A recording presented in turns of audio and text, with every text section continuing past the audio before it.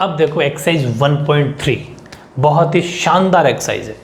यहाँ से क्वेश्चन हर साल आता है और आना भी पड़ेगा, इस साल भी हर साल आएगा, पक्का क्वेश्चन है। और हर किसी स्टूडेंट के यहाँ से मार्क्स कटते हैं, वो कन्फ्यूजन में रहता है कि कौन सा, कन्फ्यूजन बना रहता है कि कौन सा सोल्यूशन किस में करना है, क्योंकि इसके 2 सोल्यूशन होते हैं। इसलिए मैंने पूरी की पूरी एक्सरसाइज छाप दी यहाँ पर। एक्सरसाइज 1.3 प्रश्नावली 1.3, पहला क्वेश्चन, दूसरा, तीसरे के तीनों पार्ट, एग्जाम्पल दोनों, इससे पहले जो एग्जाम्पल है 9वां 10वां एग्जाम्पल, 11वां तीनों एग्जाम्पल, और एक थ्योरम जो प्रमेय दे रखी थी, वो भी मैं थ्योरम मत लिखो, चाहे एग्जाम्पल के तौर पे देख लो उसको भी, √2 है। इन सब को 2 कैटेगरी में डिवाइड किया मैंने, बड़े ध्यान से समझना। इनकी 2 कैटेगरी बनाई, ऐसा मान लो 2 टाइप बनाए हैं, ठीक है, टाइप फर्स्ट और टाइप सेकेंड। अगर जिसने ये मेरी बात समझ लेना, बस ये 3 नंबर का सवाल आएगा 100%, 3 नंबर का क्वेश्चन आपके कहीं नहीं जाएगा, 3 में से 3 मार्क्स मिलेंगे।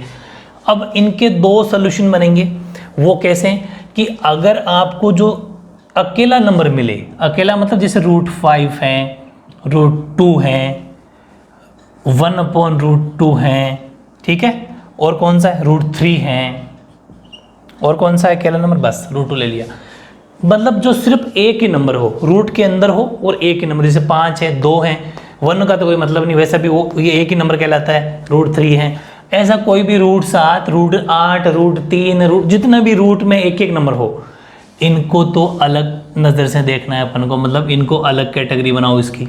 एक सोल्यूशन इसका बहुत मज़ेदार तरीका है, बहुत ही शानदार, कन्फ्यूज होने की ज़रूरत नहीं है, ठीक है। ये हो गया एक, तो ये हो गया एक, √2 हो गया एक, √3 हो गया और एक 1/√2 हो गया। कैसा भी हो, चाहे और भी √7, वो मैंने बता दिया, सबका सोल्यूशन सेम। टाइप सेकंड इसमें 2 नंबर हो, जैसे 3 है, 2 या 2 से ज़्यादा हो, जैसे देखो यहाँ पर 2 भी है, 3 भी है, 5, मतलब संख्या ही ज़्यादा हो, कहने का मतलब ये हो। इसके साथ में 7√5, इसमें भी देख लो अपने 2 नंबर है, 7 और 5, 6 + √2, इसमें भी 2 नंबर है। मेरी बात समझ रहे हो, बिल्कुल ईजी लैंग्वेज पकड़ो, जैसा मैं कह रहा हूँ। 5 - √3 है, ठीक है, और कौन सा 3√2 है। ऐसा कैसा भी हो, कैसा भी दुनिया का क्वेश्चन आ जाए, यहाँ पर 7 - √3 आ जाए, 5√2 आ जाए, 3√2, कुछ कैसा भी आ जाए, मेरा कहने का मतलब ये कि अकेला नंबर अलग सोल्यूशन, जिसमें 2 नंबर एक साथ अलग सोल्यूशन। कैसे, इसके अंदर हमें रूट को हटाना है, रूट का जो साइन, अंडर रूट का साइन जो है उसको हटाएंगे। कैसे, बोथ साइड स्क्वायर करके अलग सोल्यूशन बनेगा। इसके अंदर हमें रूट को सेपरेट करना है, रूट को सेपरेट, छोटी सी हिंट दे रहा हूँ, बाकी सोल्यूशन अभी करवा रहा हूँ। ये मज़ेदार सोल्यूशन कराऊंगा 2, एक ही वीडियो में पूरा एक्सरसाइज किया, पूरी ये जितने भी ये हैं इससे संबंधित क्वेश्चन आपका नहीं छूटेगा, ठीक है। करें स्टार्ट। ध्यान रखना ऐसा कैसा चार्ट बनाओ कि जो, और साइड में लिख लेना, अपने भाषा में लिख लिया करो कि जो अकेला नंबर होगा, ऐसे लिख लो, जो अकेला नंबर होगा उसका अलग सोल्यूशन, और जो 2 संख्या या 2 नंबर साथ में होंगे उनका अलग सोल्यूशन हमें करना है, बस। कोई भी क्वेश्चन आ जाए फिर, ठीक है। अब देखो फिर स्टार्ट करते हैं, बहुत ही ध्यान से, फिर रिकॉल करवा दूं। अपन अभी शुरू करने जा रहे हैं √5, ठीक है, जो अकेला नंबर है, 1/√2 और √3 और √2, बस। यानी कि 1, 2, 3 और 4, ये 4 क्वेश्चन एक साथ एक फॉर्मेट से होंगे, ठीक है। बहुत ही मज़ेदार सॉल्यूशन है, बहुत लेवल की बात कर रहा हूँ मैं, बहुत लेवल की। एक चीज़ ध्यान रखना, सबसे पहले मैं क्वेश्चन फर्स्ट सॉल्व करा रहा हूँ, सॉल्यूशन है पहले का, क्वेश्चन फर्स्ट का, और वो कह रहा है कि सिद्ध कीजिए कि √5 एक अपरिमेय संख्या है, तो यानी कि prove that √5 is a irrational number. अब मेरी बात सुनना, जब भी आपको अपरिमेय सिद्ध करना हो, मतलब इरेशनल नंबर सिद्ध करना हो, तो उसका ऑपोजिट मान के चलना है, रेशनल, यानी कि वो तो सब में ही मानना है। Let √5 is a rational number, ठीक है, रेशनल नंबर, माना √5 एक परिमेय संख्या है, और जब तक परिमेय संख्या नहीं मानेंगे, रेशनल नंबर नहीं मानेंगे, जब तक वो सॉल्व ही नहीं होगी, ठीक है। ये माना आपने। सबसे पहले क्या लिखा कि √5 इज ए रेशनल नंबर। अगर ये रेशनल नंबर है तो सीधी सी बात है, जो परिमेय संख्या रेशनल नंबर होती है उसको अपन P/Q के रूप में लिख सकते हैं, मतलब बटे में लिख सकते हैं, ठीक है। अगर इसको बटे में लिख सकते हैं, अपॉन में लिख सकते हैं, इसका मतलब हमें या तो P और Q मान लो, चाहे A और B मान लो, एक ही बात है भाई, A/B बोल दो चाहे P/Q बोल दो। अकॉर्डिंग टू NCERT कोर्स, अपने कोर्स के अकॉर्डिंग आप लिख लेंगे A और B।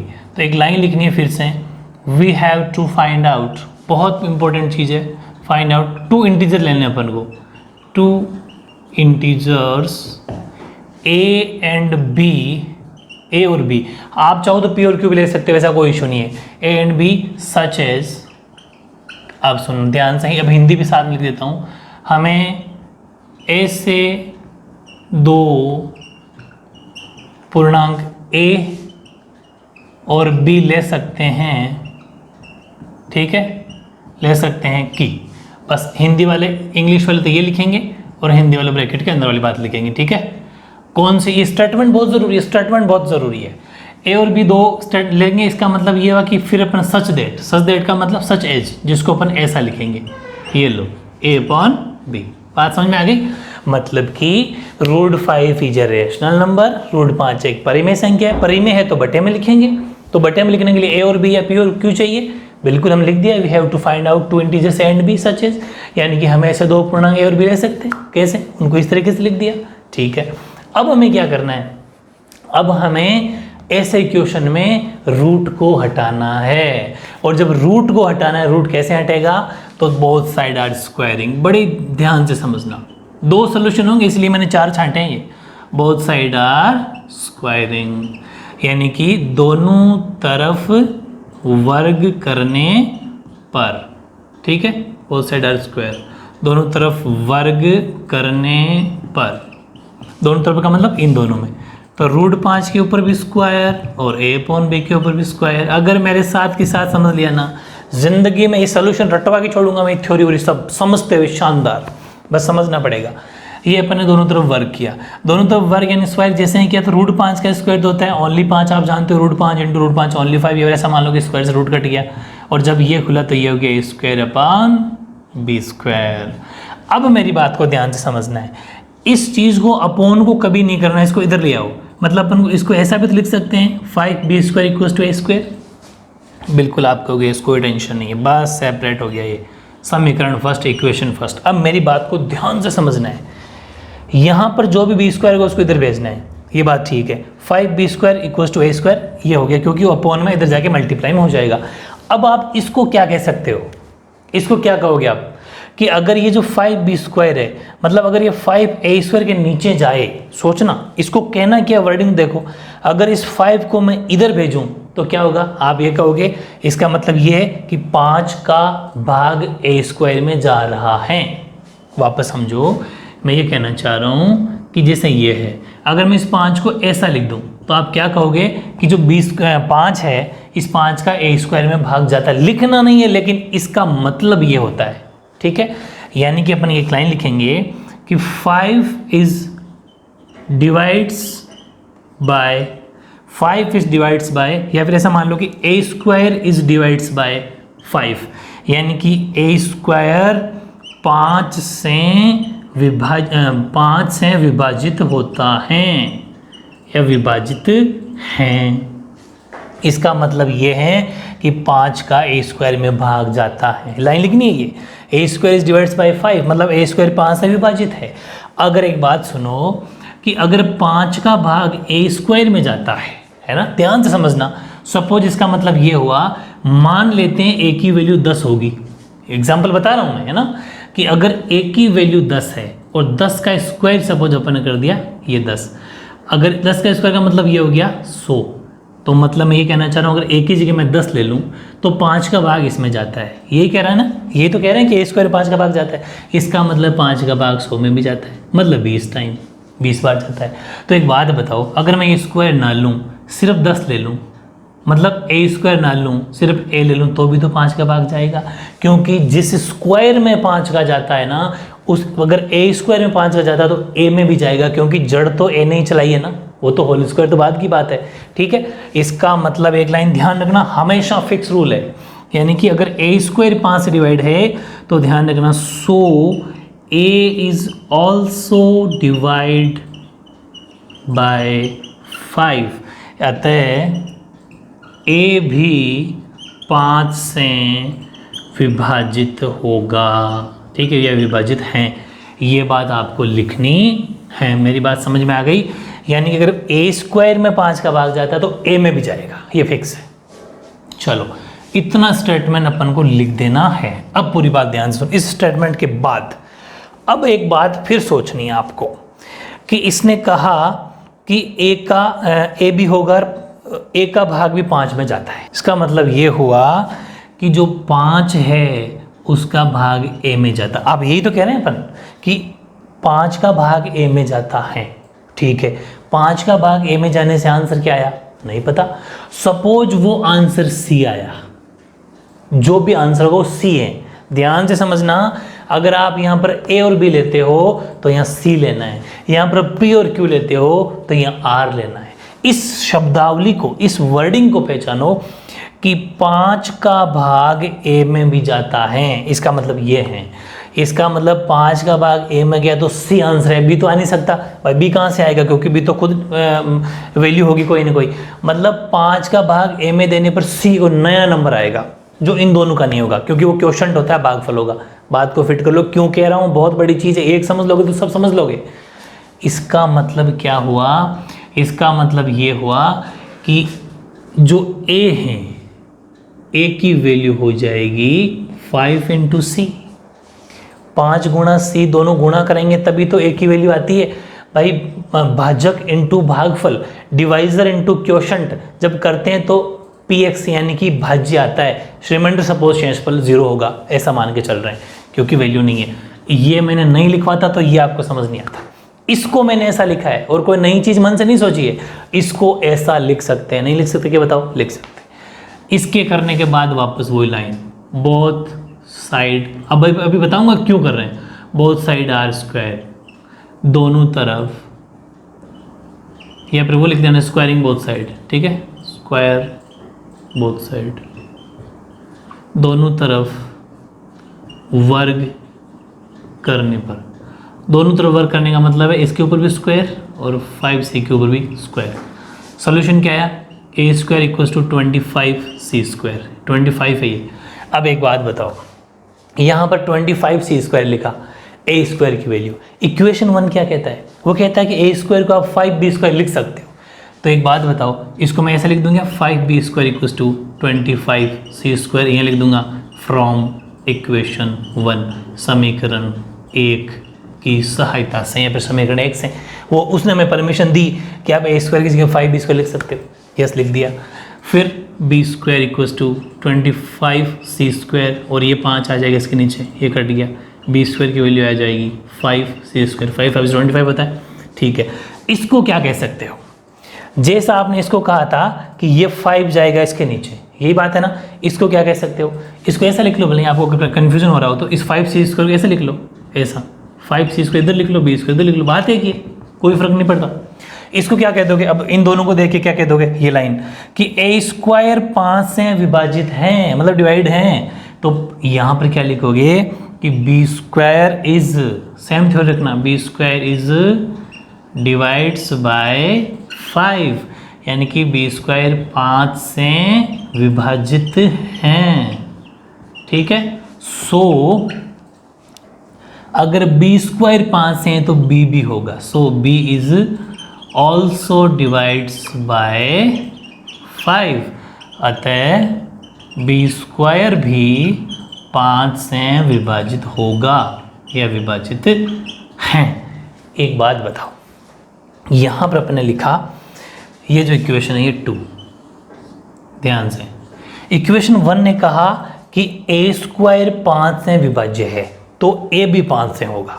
यहाँ पर हमने कहा बी स्क्वायर 5 से डिविजिबल है या विभाजित है तो बी भी होगा। इसका मतलब दोनों का मामला सेम है, डिविजिबल बाय लिख दो चाहे डिवाइड्स बाय लिख दो, एक ही बात है। मतलब ए की वैल्यू भी 5 से भाग विभाजित हो रही है, डिविजिबल हो रही है, और बी की वैल्यू भी 5 से डिविजिबल हो रही है। इसका मतलब ए और बी दोनों की दोनों वैल्यू क्या है, इंटीजर। इसका मतलब ये हुआ कि ए और बी दोनों एक कॉमन नंबर 5, यानी कि ए और बी दोनों एक उभयनिष्ठ संख्या 5 से विभाजित हो रहे हैं, डिविजिबल हो रहे हैं, है ना। लेकिन एक्चुअल में क्या हो रहा है, एक्चुअल में क्या ए और बी के अंदर, इसका मतलब ये होता है कि 5 दोनों से डिविजिबल होने का मतलब दोनों में 5 कॉमन फैक्टर है, एक उभयनिष्ठ गुणनखंड है। क्या एक्चुअल में ए और बी के अंदर 5 कॉमन फैक्टर है क्या, नहीं।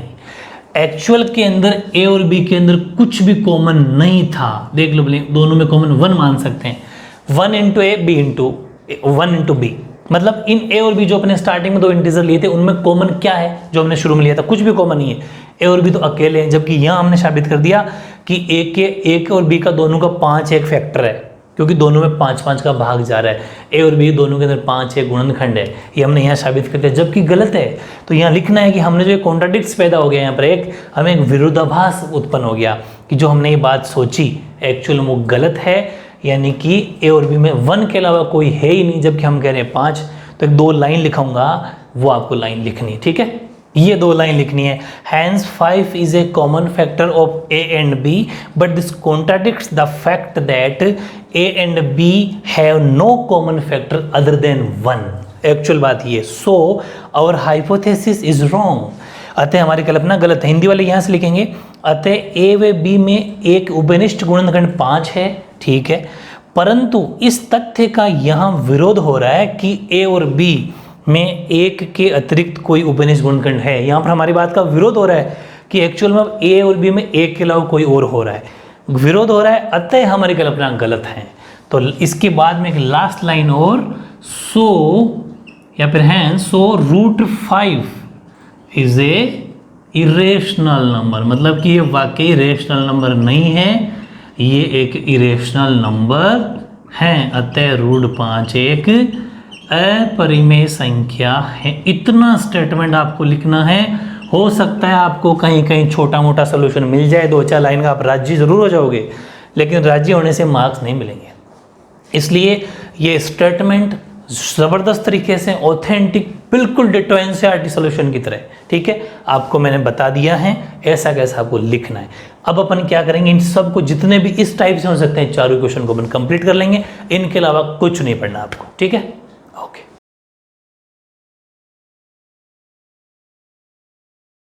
अब देखो इसी सॉल्यूशन में मैंने बिल्कुल थ्योरी वही रखी है ताकि आपका भी टाइम बचे और मेरा भी टाइम बचे।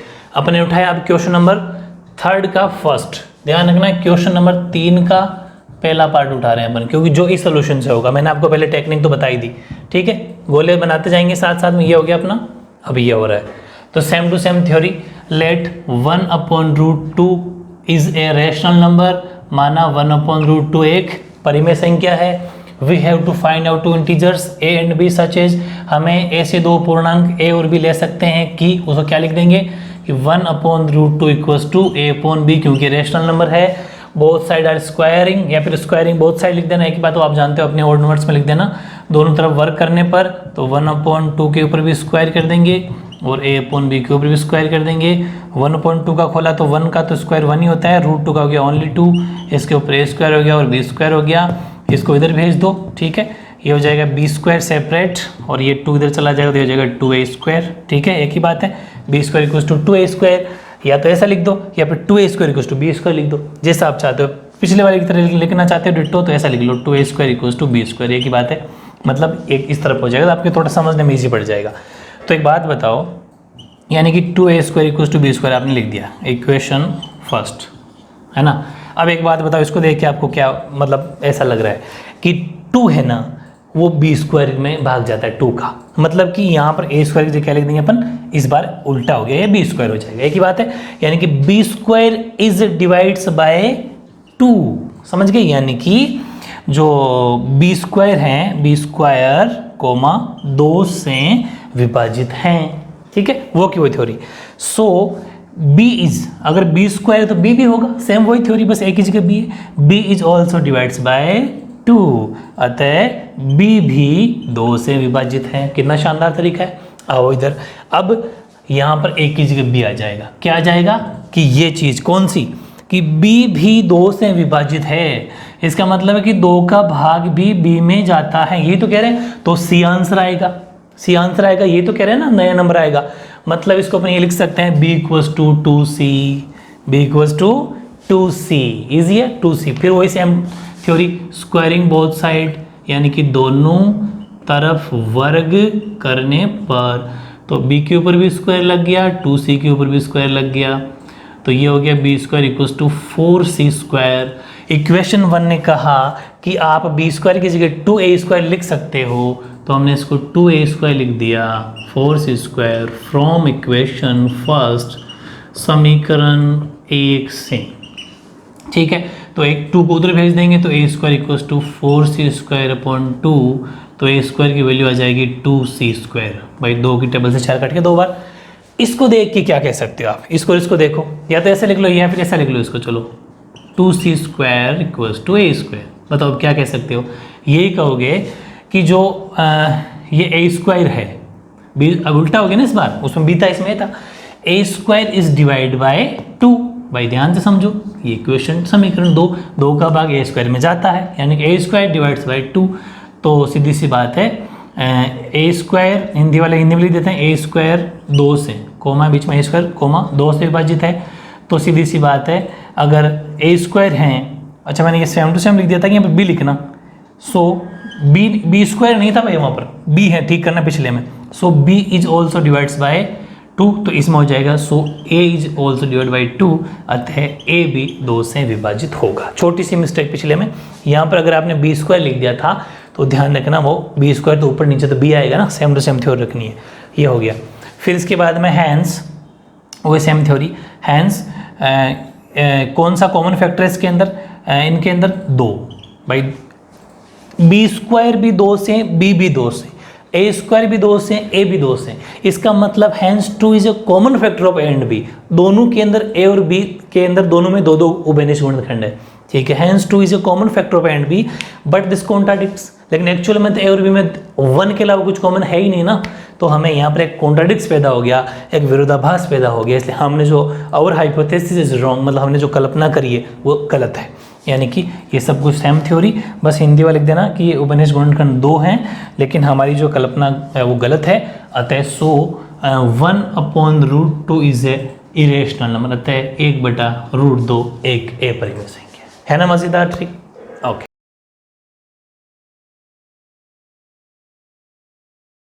अब देखो एग्जाम्पल नंबर 9, वो भी ऐसा ही है, क्योंकि वो वैल्यू क्या है, √3, तो same to same let √3 is a rational number, माना √3 एक परिमेय संख्या है, we have to find out, वो सेम थ्योरी है ना। इसके बाद में अपन क्या लिखते हैं, इसका मतलब √3 को भी लिख सकते हैं a/b, ठीक है, नीचे 1 रख लो, बोथ साइड स्क्वायर कर लो, तो √3/1 का भी ऊपर स्क्वायर और a/b के ऊपर भी स्क्वायर, तो √3 का स्क्वायर ओनली 3, ये हो जाएगा a²/b², ठीक है। एक वो सेम टू सेम वही बात, b² को उधर ले आओ, तो ये हो गया a²।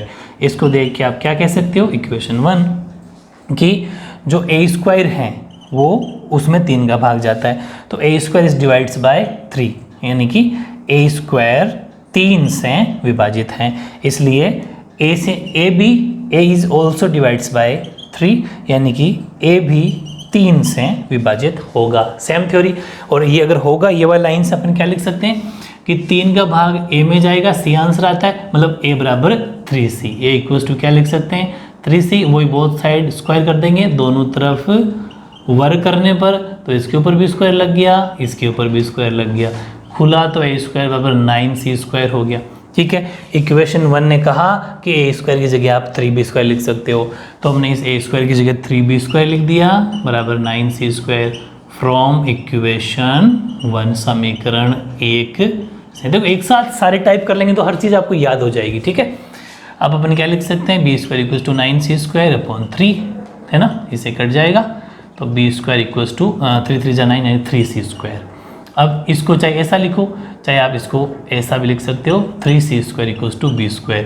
इसको देख के आपको फिर क्या कह सकते हो कि जो b² है, b² इज डिवाइड्स बाय 3 का भाग जाता है, तो सीधी हिंदी वाले b² 3 से विभाजित है, तो b is also divides bye 3, ठीक है, अतः b भी 3 से विभाजित है।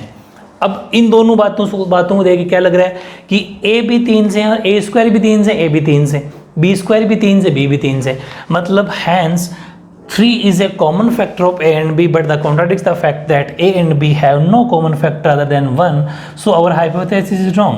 अतः a व b में एक उभयनिष्ठ गुणनखंड 3 है, परंतु इस तथ्य का विरोध हो रहा है कि a और b में a के अतिरिक्त कोई और बात है, ठीक है, अतः हमारी कल्पना गलत है। सो √3 इज इरेशनल नंबर, अतः √3 एक अपरिमेय संख्या है, क्योंकि हमने तो परिमेय मान लिया था, जबकि बात तो गलत हो गई, अपरिमेय मतलब इरेशनल नंबर, है ना, इजी।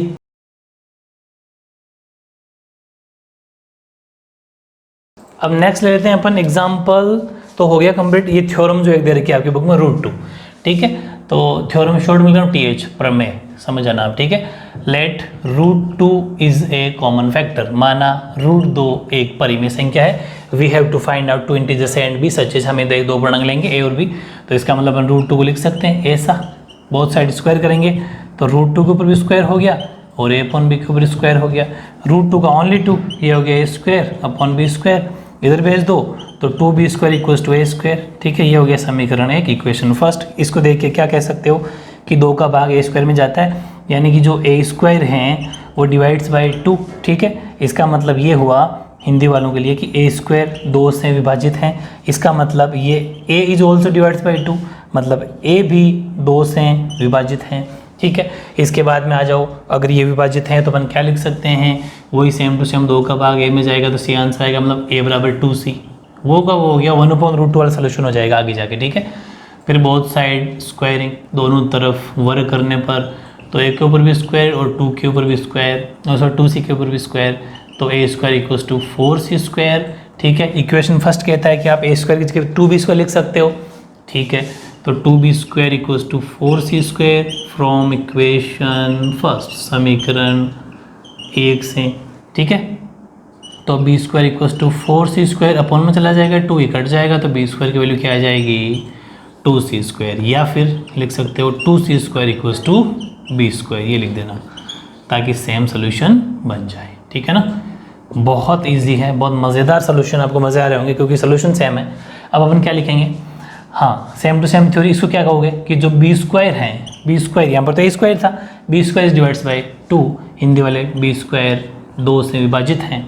फिर वापस इंग्लिश बात करते हैं अपन, तो सो b is also divides by 2, अतः b भी 2 से विभाजित है, ठीक है। इसका मतलब a² भी 2 से, a भी 2 से, b² भी 2 से, b भी 2 से, hence 2 is a common factor of a and b, but the contradicts the fact that a and b have no common factor other than 1, so our hypothesis is wrong।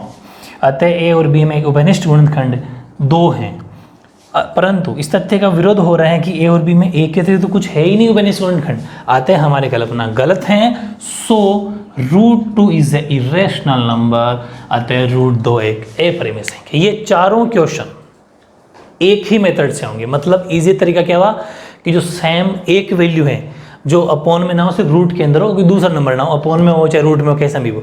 मतलब ये इसकी खास बात एक ये भी है कि आपको एक वैल्यू रूट में मिलेगी, जैसे देखो ये रूट में वैल्यू है, ये भी आपको रूट में वैल्यू नजर आ रही है, रूट में वैल्यू नजर आ रही है, चाहे बटे में हो, लेकिन होनी एक ही चाहिए, 1 का कोई फर्क नहीं पड़ता, वो एक ही वैल्यू कहलाएगी। बस ये दो जो वैल्यू नजर आ रही है उसका सोल्यूशन अब अलग कर लेते हैं, बस ओवरऑल आपकी चैप्टर एक्सरसाइज फिर खत्म हो जाएगी, ठीक है।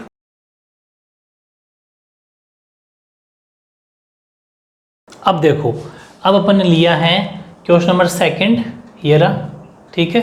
ऐसा तो बॉक्स बना देते हैं, एक तो ये रहा और ये एक ये और एक ये और एक ये, ठीक है।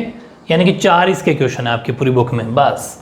तो क्वेश्चन नंबर 2 का सोल्यूशन देखो, स्टार्टिंग है वो सेम लाइन रहेगी, लेट 5, क्वेश्चन नंबर 2 बता रहा हूँ, है ना, सोल्यूशन 1.3 का। Let 5 minus √3 is a rational number, माना 5 माइनस √3 एक परिमेय संख्या है, तो we have to find out 2 integers a and b such as, हम 2 पूर्णांक a तथा b प्राप्त कर सकते हैं। अच्छा ये चीज़ और लिख देना, इसका मतलब ये हुआ कि 5 माइनस √3 को लिख सकते हैं a अपॉन b, और उस पिछले वाले सोल्यूशन में भी लिख देना वेयर, ये बात अपन लिखना भूल गए, सब में लिख देना वेयर जो b है ना, b not equals to 0, upon में 0 नहीं होना चाहिए, ये फिक्स रूल है, तभी तो अपन इसके नीचे 1 लेके चल रहे हैं, ठीक है। तो ये साइड में कहीं लिख देना और ज़्यादा बेटर सोल्यूशन हो जाएगा, उसमें भी जो अपन ने पिछले चारों किए ना उसमें लिख देना। और आप ऐसा कैसा उतार लेना, लाइन वाइज की जरूरत नहीं है कि आप रजिस्टर के अंदर वो लाइन वाइज उतारो, कोई नहीं, आप ऐसा ही उतारना जैसा मैं करवा रहा हूँ, बाकी आपकी इच्छा है। इसके बाद क्या करेंगे कि ये जो नंबर है ना, उसमें तो अपन को रूट हटाना था, रूट हटाते ही नंबर सेपरेट हो रहा था, इसमें रूट किसका हटाओगे, इसका हटा भी दोगे तो एक नंबर तो फिर भी रह गया। तो ऐसी वैल्यू के अंदर हमेशा रूट को सेपरेट करना, न कि रूट को हटाना है, इसका सेकेंड सोल्यूशन है, ठीक है। तो मतलब अपन को ये करना है कि जो ये √3 है, इसको 1 मिनट के लिए ऐसा करता हूँ कि a माइनस बी को इधर ले आता हूँ, √3 को भेज देता हूँ उधर, √3 हो गया separate, 5a minus b equals to √3, ठीक है। या फिर इसको ऐसा भी लिख सकते हो √3 equals to 5 minus a upon, मतलब a की बात है, इसको दे दो, लिख दो। अब एक स्टेप और चला लो, एक एलसीएम ले लो, एलसीएम लोगे तो एलसीएम आएगा b, बी आया तो ये हो गया 5b बाई बी को 5 से किया तो फिर b से भी कट गया तो a, ये फाइनल सोल्यूशन हो गया, यानी कि √3 equals to 5b minus a upon b। एक बात बताओ, इसको अपन अगर देखें, अपने स्टार्टिंग में क्या माना था कि हम a और b दो पूर्णांक ले रहे हैं, a और b दो इंटीजर हैं, a b b, मतलब इस वैल्यू के अंदर आपको a b नजर आ रहा है, आ रहा है। इसका मतलब ये हुआ कि a b और 5 तो संख्या है, वो तो होता ही इंटीजर है, पूर्णांक है। मैंने आपको स्टार्टिंग का फर्स्ट वीडियो देख रहा ना, बेसिक इंट्रोडक्शन, उसमें पता चल जाएगा नंबर क्या होते हैं। तो a b और 5 ऑल आर इंटीजर्स, बहुत ही इंपॉर्टेंट चीज़ है ये, यानी कि a b और 5 सभी पूर्णांक हैं। मानते हो ना? मानते हैं। अगर ये ऐसा है कि 5 भी हैं, b भी हैं, a भी है, तीनों के तीनों, भाई b दो बार बात क्या हो, वैल्यू तो एक ही कहलाएगी ना, एक तो b है एक तीनों के तीनों पूर्णांक हैं, इंटीजर है। और एक चीज़ और लिख लेना साइड में, जब स्टार्टिंग में 2 पेज छोड़ दिया आपने, वही एक बात लिख लो कि जो इंटीजर होते हैं, जो पूर्णांक होते हैं, वो परिमेय संख्याएं होती है, वो रेशनल नंबर होते हैं। जो इंटीजर होते हैं वो ऑल्सो, यानी कि वो हमेशा रेशनल नंबर भी होते हैं, मतलब कि जो पूर्णांक होते हैं वो परिमेय संख्या भी होती है। इसका मतलब ये हुआ कि 5b minus a upon b is a rational number. समझ पा रहे हो? इज ए रेशनल नंबर, मानना पड़ेगा ना इस बात को, यानी कि 5b minus a upon b एक परिमेय संख्या है कि नहीं है? क्यों? क्योंकि तीनों जब इंटीजर हैं तो इसको भी परिमेय संख्या होना पड़ेगा। मैंने पूरी बात बता दी आपको। अगर ये परिमेय संख्या है, अगर ये रेशनल नंबर है, तो इसके बराबर में कौन है? √3। तो ये है जितना ही तो √3 है, मतलब ये है वही √3 है। इसका मतलब ये हुआ कि सो √3 also will B A rational number. मानोगे ना इस चीज़ को? मानोगे, वेरी गुड। यानी कि अतः √3 भी एक परिमेय संख्या होगी। होगी कि नहीं होगी? क्योंकि एक बात बताओ, मैं कहूँ कि 4x ही 5 है, तो जब ये और 5 है, इसका मतलब ये भी 5 है, दोनों आपस में बराबर है। वही चीज़ है कि जितना ये उतना ये, इसका मतलब अगर ये रेशनल नंबर है तो इसको भी रेशनल नंबर होना पड़ेगा। लेकिन एक्चुअल में क्या होता है बताओ? क्या √3 परिमेय संख्या होती है क्या? एक्चुअल में √3 परिमेय संख्या नहीं होती, क्योंकि √3 की परिमेय संख्या यानी रेशनल नंबर कौन से होता है? जो कुछ फिक्स वैल्यू के बाद में सोल्यूशन, जैसे मैं बात करूं कि √25 तो 5 होता है, ये एक रेशनल नंबर है, पूर्णांक है। लेकिन √3 को आप सोल्व करोगे तो 1.732 आता रहेगा, खत्म ही नहीं होगा। मतलब ये तो ये रेशनल नंबर है, जबकि हमने यहाँ पर जबरदस्ती कह दिया कि ये एक परिमेय संख्या रेशनल नंबर है, वो कि वो 2 लाइन है। हमें यहाँ पर कॉन्ट्राडिक्स पैदा हो गया कि √3 तो वाकई परिमेय संख्या रेशनल नंबर होती नहीं है। तो हमारे जो और हाइपोथेसिस रॉन्ग, हमें जो कल्पना करी वो गलत है। ठीक है, वो बात अपन लिख देते हैं, सेम वही 2 line, but this contradicts the fact that √3 is a rational number, so our hypothesis is wrong. लेकिन इस तथ्य का विरोध हो रहा है, विरोध ही तो हो रहा है, क्योंकि √3 तो है ही नहीं कि √3 एक अपरिमेय संख्या है, अतः हमारी कल्पना गलत है। सो √3 इज ए रेशनल नंबर, अतः √3 एक अपरिमेय संख्या है। किस बात का विरोध हो रहा है? कि ये अपरिमेय संख्या, हमारी इस बात का विरोध हो रहा है, यानी कि ये √3 एक रेशनल नंबर है, इस बात का यहाँ पर विरोध हो रहा है, इसलिए हमारी कल्पना गलत है। ठीक है, एक्चुअल में √3 तो रेशनल नंबर ही है, लेकिन यहाँ पर कॉन्ट्राडिक्ट्स हो रहा है। यहाँ रेशनल मत लिख देना, है ना? हाँ, ये बात है। तो है ना मजेदार सॉल्यूशन। सो √3 रेशनल नंबर, अतः √3 परिमेय संख्या, हो गई सिद्ध, हैंस प्रूव्ड। तो ये है सॉल्यूशन 2 टाइप के। अब ये सारी चीजें ना दोनों की, ये जो 1, 2 और 3 क्वेश्चन बच गए, सेम टू सेम अपन कर लेंगे।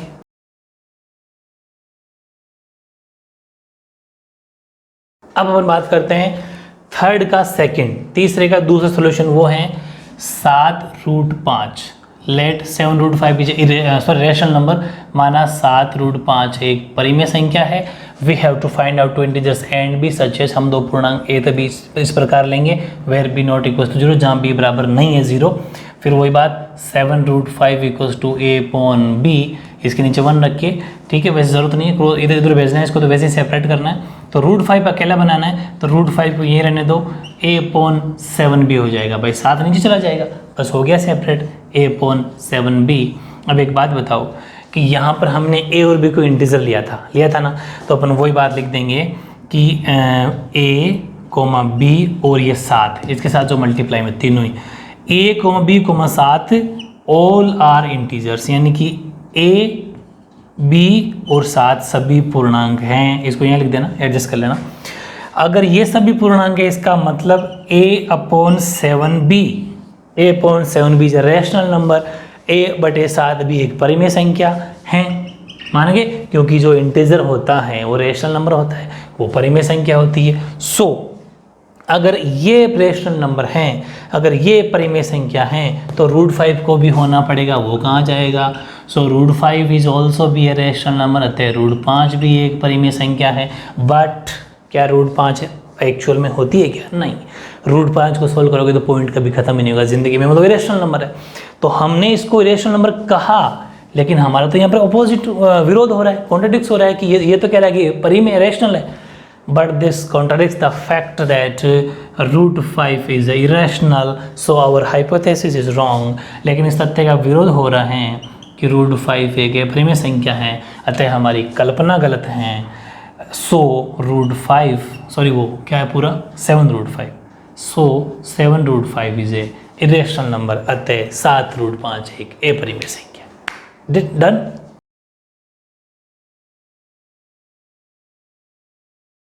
अब देखो नेक्स्ट देखते हैं, ये भी अपना हो गया। अब 6√2, ठीक है, ये अपना तीसरा पार्ट, तीसरे का थर्ड पार्ट, ठीक है, यानी कि 6 + √2 इज ए रैशनल नंबर, माना 6 + √2 एक परिमेय संख्या है। We have to find out 2 integers and b such as, हम 2 पूर्णांक ए बी ले सकते हैं, ठीक है। b = 0 होना चाहिए, 6 + √2 = अपन ऐसा लिख सकते हैं, ठीक है। सेपरेट कर लो, तो √2 को अपनी जगह रहने दो, a/b अपनी जगह, 6 जाएगा उधर तो हो जाएगा माइनस का। अब ले लेंगे अपन एलसीएम, ठीक है, तो √2 = एलसीएम आ गया b का b में डिवाइड 1 टाइम, 1 को ऐसे तो a b तो हो गया 6b, ठीक है, 6b हो गया। तो ये हो गया अपना सेपरेट सेम थ्योरी कि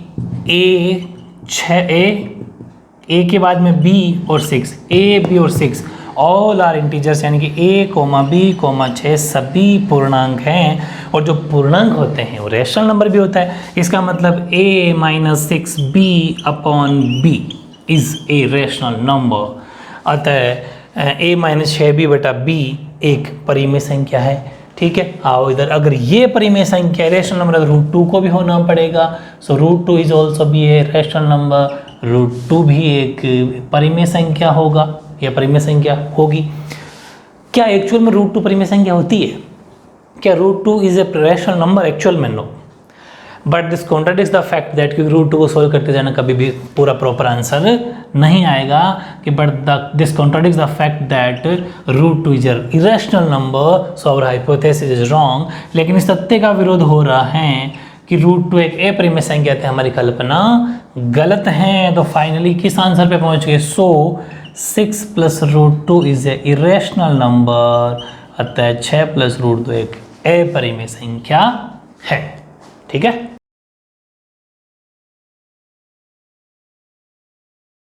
अब देखो लास्ट आपका बचा एग्जाम्पल नंबर 10, ये भी हो गया अपना लास्ट एग्जाम्पल नंबर 10 है। लेट एग्जाम्पल 10 लिख देता हूँ। Let 5 - √3 is a rational number, माना 5 - √3 एक परिमेय संख्या है। We have to find out 2 integers a and b such, हम 2 पूर्णांक ए तथा बी लेंगे। इस प्रकार लिख सकते हैं, कैसे कि 5 - √3 को लिख सकते हैं a/b। √3 सेपरेट कर लो, तो एक काम करो, एक बार a - b को इधर ले आओ ताकि √3 प्लस का हो जाए। अब इसको एडजस्ट कर सकते हैं कि √3 को अपन ऐसा भी लिख सकते हैं, थोड़ा इजी रहेगा, प्लस की वैल्यू ठीक रहती है, बाकी कोई बात गलत कुछ भी नहीं होता। एलसीएम लिया यहाँ पर b, सॉल्व किया तो b तो ये हो गया 5b - a। बस इसको देख के क्या लग रहा है, a है, b है और 5 है, a भी इंटीजर है, 5 भी इंटीजर होता है। तो a, b, 5 all are integers, a, b, 5 सभी पूर्णांक है। अतः अगर ये सभी पूर्णांक है तो ये जो पूरी संख्या बनी है 5b minus a upon b is a rational number, क्योंकि जो इंटीजर होते हैं वो रैशनल होता है, यानी जो पूर्णांक होता है वो परिमेय होती है, तो 5b minus a upon B भी एक परिमेय संख्या है। अगर ये परिमेय संख्या है तो रूट 3 को भी होना पड़ेगा, ठीक है। So root 3 also will be a rational number, अतः रूट 3 भी एक परिमेय संख्या होगी। क्या एक्चुअल में रूट 3 परिमेय संख्या होती है? नहीं। But this contradicts the fact that root 3 is a irrational number, so our hypothesis is wrong. लेकिन इस तथ्य का विरोध हो रहा है कि रूट 3 एक अपरिमेय संख्या है, अतः हमारी कल्पना गलत है। So 5 minus root 3 is a irrational number, अतः 5 माइनस रूट 3 एक अपरिमेय संख्या है। इस तरीके से बहुत ही मज़ेदार, और ये चैलेंज करता हूँ मैं, सबसे डिफरेंट आपको मिलेगा ये जो एक्सरसाइज कराई है 1.3। ओवरऑल जितने एग्जाम्पल थे सब मिक्स है इसके अंदर, थ्योरम सब मिक्स, इसके अलावा एग्जाम में सिंगल क्वेश्चन बाहर नहीं जाएगा। अच्छे से 2 कैटेगरी का ध्यान रखना, अपन ने इसको पूरे को 2 टाइप में बांट के किया है, डिवाइड करके किया, ठीक है। और आई थिंक आपको मज़ा आया होगा, ईजी लगी होगी, ठीक है ना। ओके।